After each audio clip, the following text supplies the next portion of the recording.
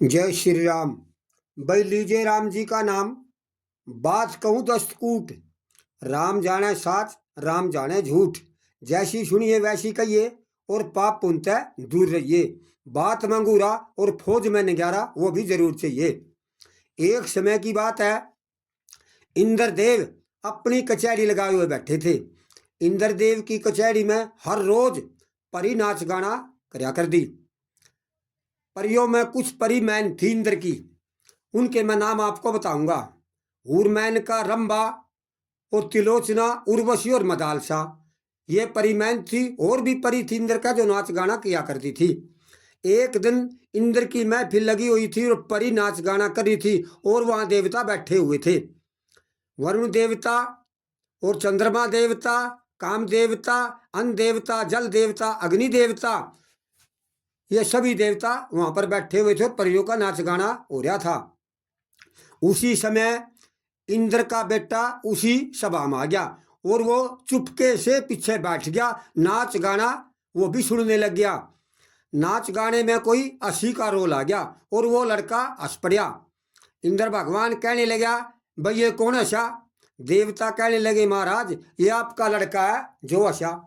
इंद्र भगवान ने इस बात पर बड़ा क्रोध आ गया और गुस्सा आ गया। इंद्र भगवान ने गुस्से में आकर उनको श्राप दे दिया कि दुष्ट, तू इसी समय गधा बन जा। वो लड़का फिर इंद्र के सामने आया और कहने लगा, पिताजी मेरे पर रहम करिए, मेरे पर दया करिए और मेरे को क्षमा करिए। मैं नादान था, मेरे को पता नहीं था कि भाई मैंने महफिल में आना या ना आना, मेरे को दया करिए। इंद्र भगवान कहने लगा, नहीं दुष्ट, मैं तेरे पर दया नहीं करता। बाप की महफिल में बेटे को नहीं आना चाहिए था और मैंने तेरे को श्राप दे दिया, मेरा श्राप व्यर्थ नहीं जाएगा। लड़का हाथ जोड़ के खड़ा हो गया और कहने लगा, पिताजी फिर आप मेरे को इसका उपाय बताइए, भाई मैं गधे से मनुष्य और देवता कैसे बनूंगा? इंद्रदेव कहने लगा, ठीक है पुत्र, मैं तेरे को इसका उपाय बताता हूं। जिसने 27 एकादशी का व्रत रख रखा होगा और उदापन कर रखा होगा, वो तेरे को इनका पुण्य का संकल्प करावे तो उसी से गधे से मनुष्य बनेगा। और एक बात और मैं कहता हूं तेरे को, तेरे में देवताओं की शक्ति भी बनी रहेगी, जिससे जो तू चाहेगा वही कार्य कर देगा। और 2 बार तू रात्रि में बोल सके। भाई इतनी बात कहने गधा बन गया। वो बन के वो गधा एक शहर में आ गया। एक शहर में कुरडी थी, कुरडी के पास में दुबड़ा और घास था। वो गधा कुरडियों पर फिर लग गया और घास चरने लग गया। कहते अभी गधा तो कुरडियों पर राजी है चरके। उसी शहर में कुमार था। वो कुमार घूम रहा था। कुमार ने देखा कि भाई एक आवारा गधा फिरन लग गया। कुमार ने विचार किया कि ये गधा तो किसी का नहीं है, ये तो एक आवारा है, मोटा तकड़ा और लंबा ठाडा भी है। क्यों नहीं मैं इसको पकड़ लूं और अपने काम में ला लूं। उस कुमार ने उस गधे को पकड़ लिया, पकड़कर वो अपने घर ले आया। घर उसको बांध दिया। जब सवेरा हुआ, वो कुमार उस गधे को लेकर और गधों को लेकर बाहर निकल गया। सारा दिन कुम्हार ने गधों से काम किया, मिट्टी का काम किया और ईंट भी ढोई और भी कार्य किया।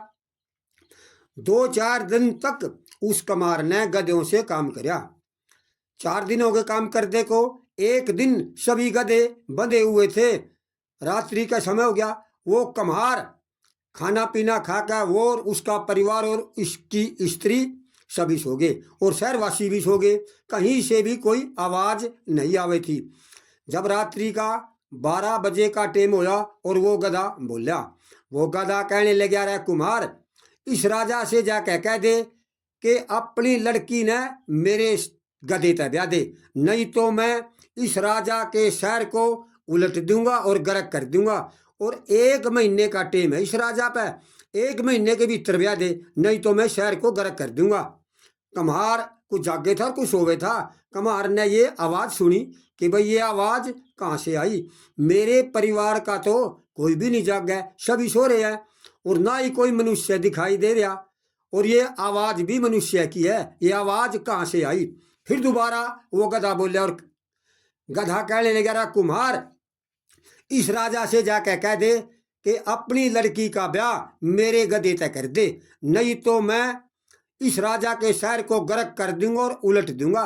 1 महीने का समय इस राजा पे, अगर इसने अपनी लड़की का डोला नहीं दिया तो मैं इस शहर को गर्क कर दूंगा। कम्हार ने यह बात सुनी कि भाई ये आवाज़ तो गधों में से आ रही है। कम्हार फिर सो गया। दिन निकल आया। कम्हार को सारा दिन यही चिंता सताती रही कि भाई ये गधा के कह रहा है। ये तो नू कह रहा है भाई राजा के पास जा और उसे कह दे लड़की का डोला दे देगा। भाई कुम्हार सारा दिन इसी चिंता में डूबा रहा। सारा दिन कुम्हार ने काम किया, फिर शाम को घर आ गया और वो सो गया। जब रात का 12 बजे का टाइम होया और वो गधा फिर बोलिया। गधा कहने लगा, रहा कुम्हार मैंने तेरे से कहा था भाई इस राजा से जाकर कह दे अपनी लड़की ने मेरे गधे तक ब्याह दे, नहीं तो मैं इस राजा के शहर को गर्क कर दूंगा और 1 महीने का समय है इस राजा पे।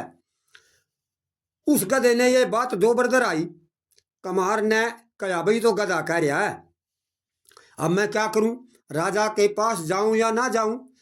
भाई कम्हार सारी रात इसी चिंता में डूबा रहा। फिर सवेरा हो गया, कम्हार अपने काम धंधे में लग गया। कम्हार ने सारा दिन विचार किया कि भाई मैं राजा के पास जाऊं या ना जाऊं। अगर मैं राजा के पास जाऊंगा, राजा से कहूंगा राजा साहब आप अपनी लड़की मेरे गधे तक ब्याह दो। ये बात सुनकर राजा मेरे को पता नहीं क्या सजा देगा, मेरा सर भी कलम करवा सके, कारागवास में भी घेर सके और फांसी भी तोड़ सके और मेरे पूरे परिवार को भी मार सके। बता मैं क्या करूं। भाई कुम्हार इस चिंता में डूबा रहा, जाऊं या ना जाऊं। सारा दिन फिर कुम्हार ने काम किया। जब रात का 12 बजे का टाइम होया, कुम्हार चिंता में सोया ही नहीं। भाई देखूं आज भी गधा बोलेगा या ना बोलेगा। 12 बजे फिर वो गधा बोला।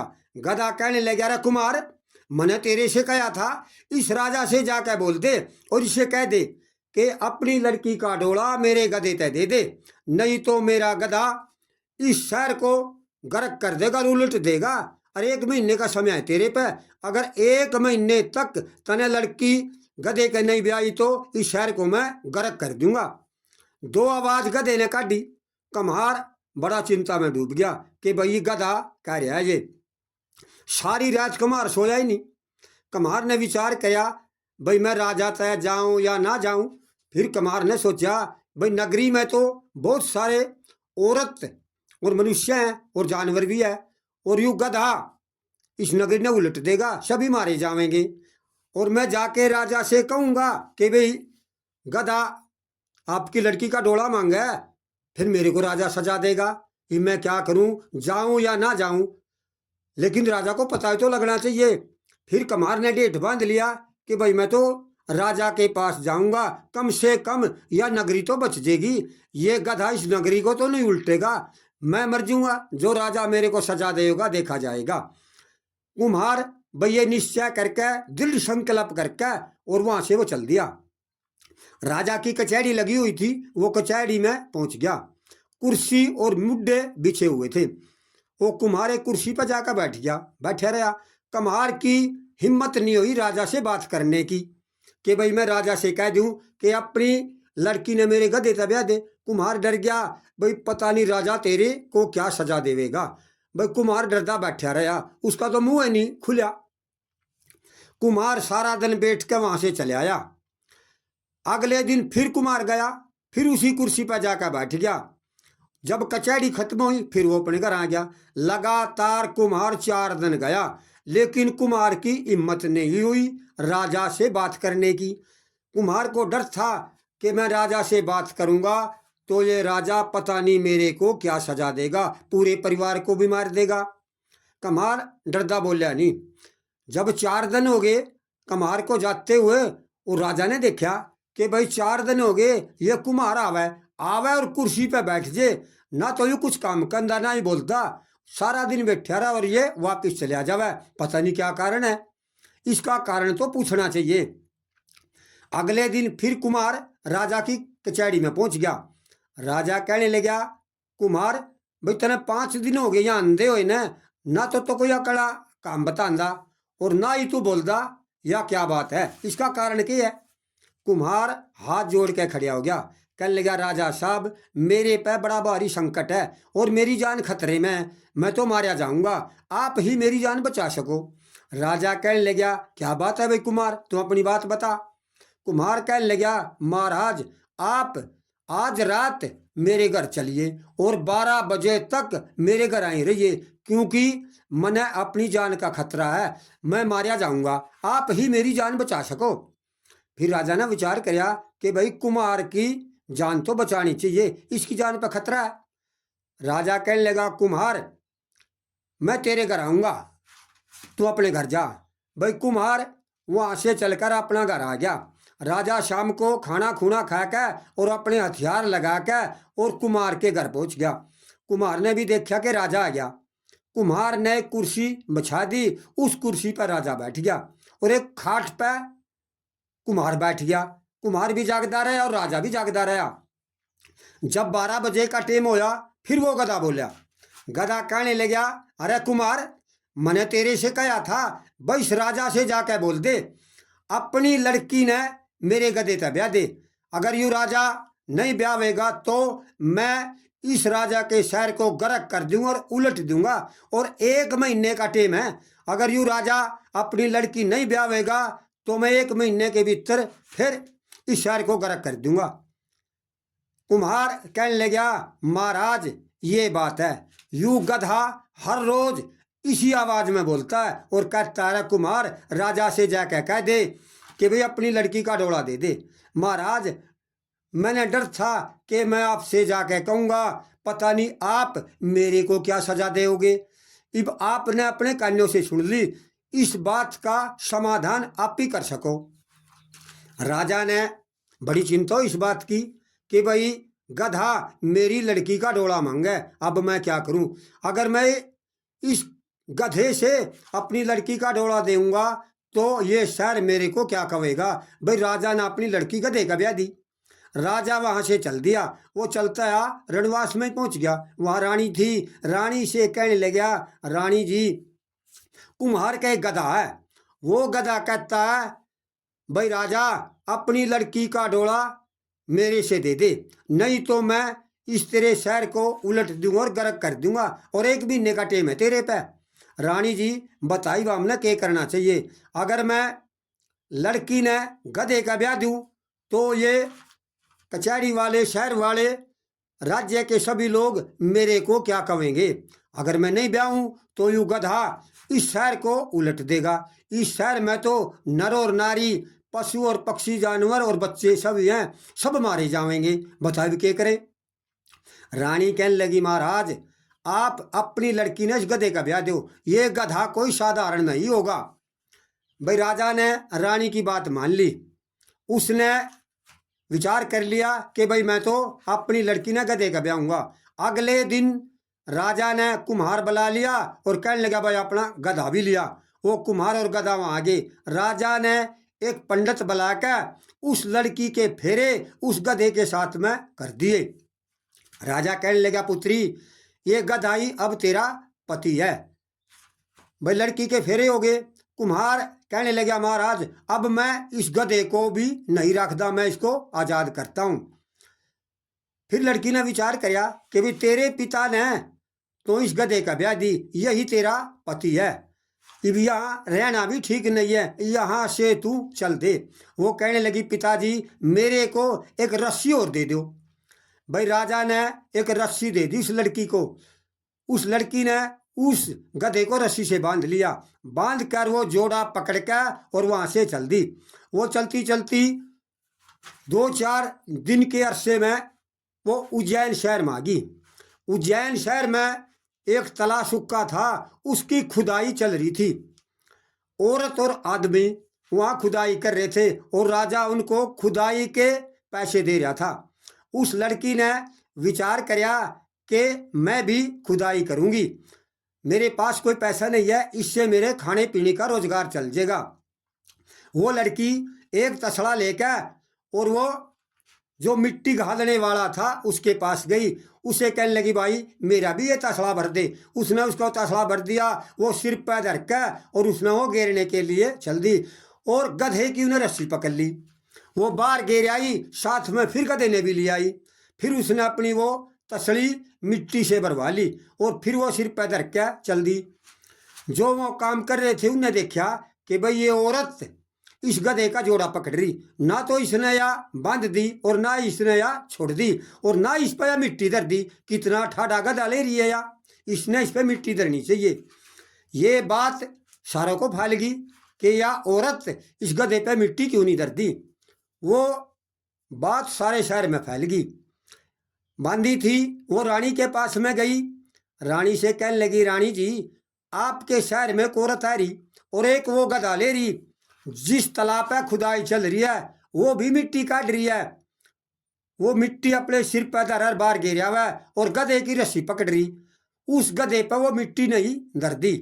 रानी ने विचार किया कि भाई वो औरत तो देखनी चाहिए, वो औरत कौन है। रानी वहां से चल के तालाब पर आ गई, उन्हें देखा कि वो औरत मिट्टी ढो रही है। रानी उससे कहने लगी, बेटी तो कौन है और इस गधे ने ले रही, ना तो इसने छोड़ दी, ना इसने बांध दी और ना ही इस पर मिट्टी धर दी, ये कारण क्या है।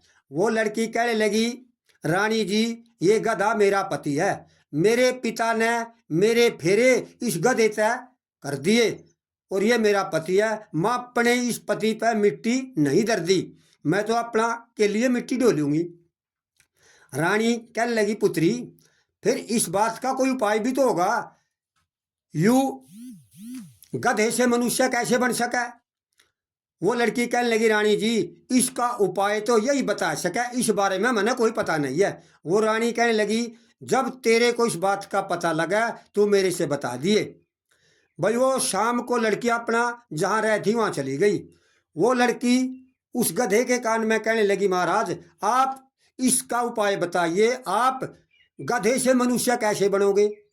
जब 12 बजे का टाइम होया, वो गधा कहने लगा, भगवान जो कोई 27 एकादशी का व्रत रखा हो और उनका उद्यापन कर रखा हो, वो मेरे को उनका संकल्प करावा, उनका फल देवे, मैं गधे से मनुष्य बन जाऊंगा।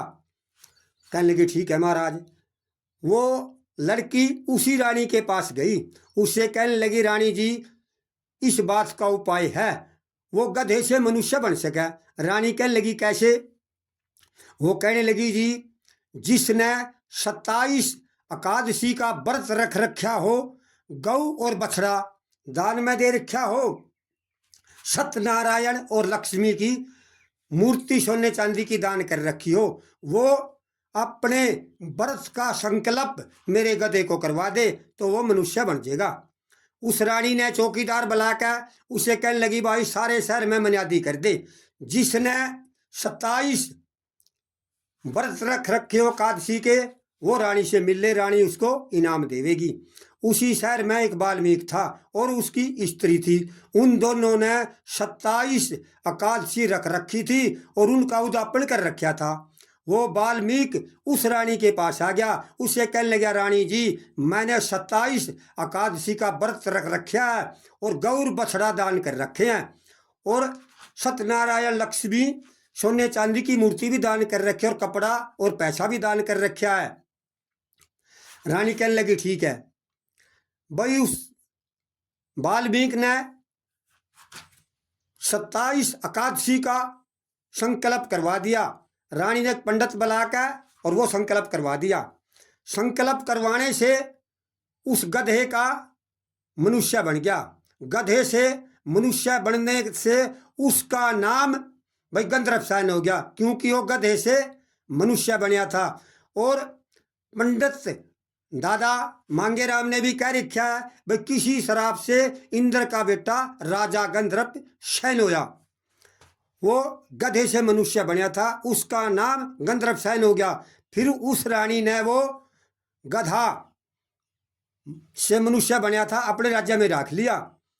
और भाई मैं तो ये कहता हूँ, एकादशी के दिन गौ और बछड़े का दान करना चाहिए और उनकी सेवा करनी चाहिए गौ माता की।